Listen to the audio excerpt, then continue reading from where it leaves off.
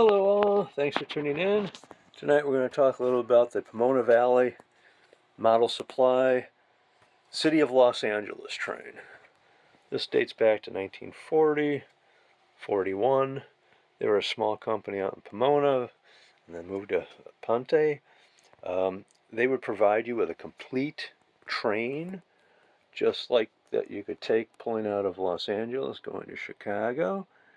And this is one of theirs. This is all 1764s. Here we have their private club, the Little Nugget, St. Gabriel. They had a number of articulated cars, just like the real one. So here we have the catalog for Pomona Valley. So in 1940, when Pomona Valley introduced this, your choices for passenger cars out there, Walthers was heavy into heavy standard weights. Alexander had some cast aluminum cars, which were quite heavy. I have a video with those, you can see that. And then in Los Angeles also you had Cameron, who was making his streamlined cars, but with fiber sides. So Pomona wanted to go a little bit higher here. They would sell you a complete train. So if you want the Super Chief, which we have another video previous, about a month ago, I put that out. El Capitan, City of Los Angeles, City of San Francisco. You have the Rock Island Rocket, wouldn't that be nice to find? Some Burlington. Everything you'd ever want, telling you the exact cars that it ran with. And that's what you have here. Actually, the City of Los Angeles was a 9-car set. I only have 8 of the 9 cars. This lovely baggage. Something really neat about portholes on the side of a freight train. When this train was found, the B unit was found and the cars. So I apologize for the A unit.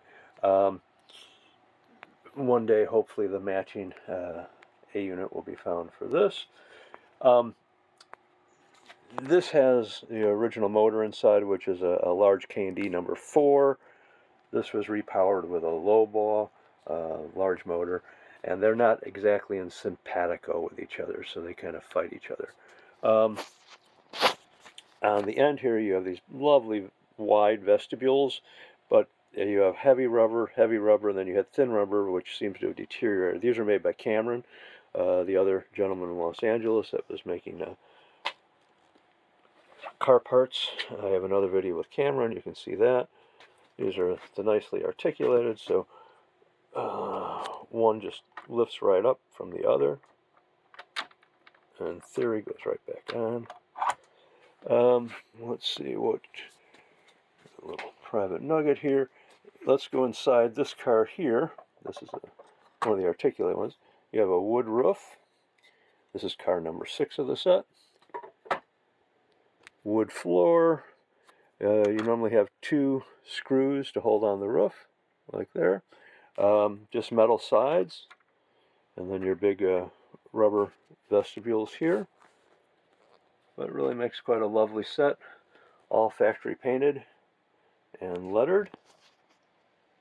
So here we have the engines again, and you go into the catalog.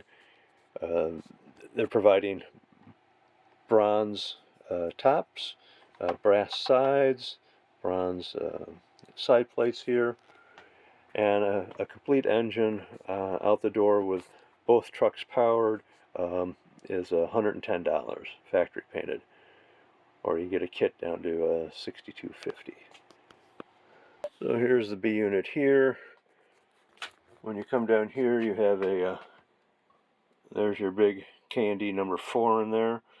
There's your gearbox, and then you just have power takeoffs to either side. This is an original Pomona drive truck. This is a post-war Siebers.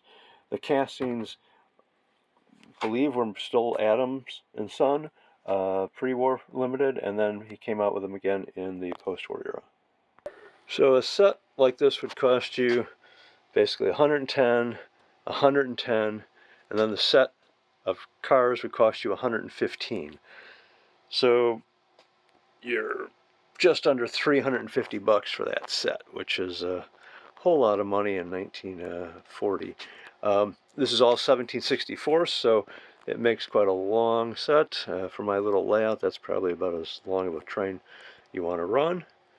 We'll fire it up and let it go around one more time. Thank you.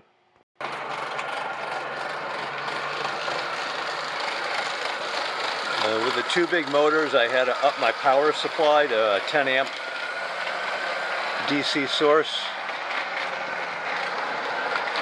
If you like what you see, please subscribe.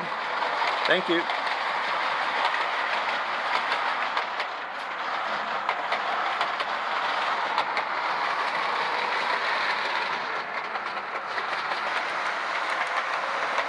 I only have 8-foot circles here. I'm sure it'd be much happier with a 10-foot circle.